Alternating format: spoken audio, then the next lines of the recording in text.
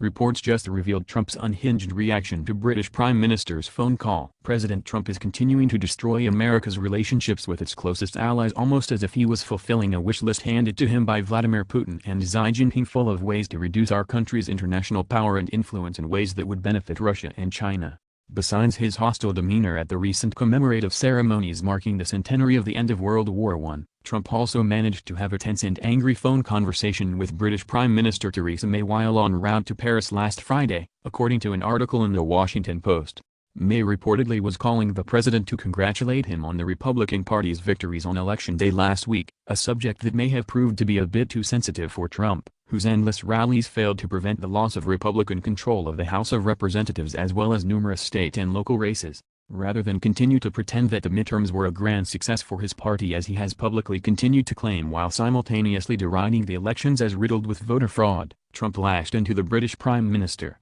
Trump berated May for Britain not doing enough, in his assessment, to contain Iran. He questioned her over Brexit and complained about the trade deals he sees as unfair with European countries. May has endured Trump's churlish temper before, but still her aides were shaken by his especially foul mood, according to U.S. and European officials briefed on the conversation. The Post wrote, Trump's particularly horrendous temper tantrum reflects the frustrations he feels as he confronts a remainder of his term facing the kind of endless investigations from a new Democratic majority in the House of Representatives that he had warned Hillary during his campaign would cripple her presidency if she were to be elected. Adding to the pressure from his electoral failures is the threat of additional impending indictments from special counsel Robert Mueller, who refrained from interfering in the midterms by holding off on any potentially politically influential activities in the weeks leading up to Election Day. Trump's surliness on the international stage led presidential historian Douglas Brinkley to describe his unprecedented undiplomatic behavior with this apt description. He's just a bull carrying his own china shop with him whenever he travels the world, Brinkley stated. How much longer senior officials in the government will continue to ignore the signs of Trump's rapidly deteriorating mental condition remains to be seen.